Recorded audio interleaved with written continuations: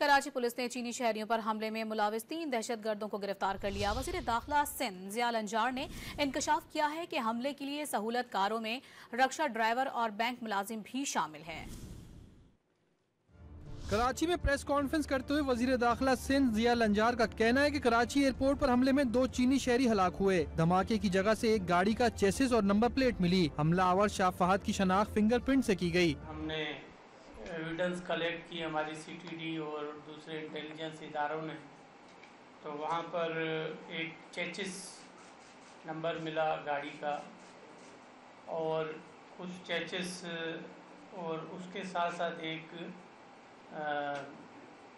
Number plate मिली।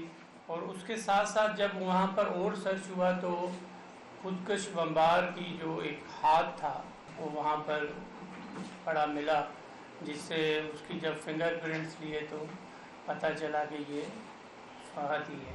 ज़िया लंजार ने बताया कि हमले में इस्तेमाल गाड़ी कराची से खरीदी गई, अदायगी हब के निजी बैंक के जरिए की गई। जब फर्दर इन्वेस्टिगेशन हुई तो ये पता चला कि एक शोरूम से ली गई है कराची में और तकरीबन इसकी कीमत जो थी 71 लाख रुपीज़ थी और वो उन्होंने थ्रू बैंक ट्रांसफ़र्स वो हब से, ये कोई बैंक है उस वहाँ से ट्रांसफ़र्स हुए हैं।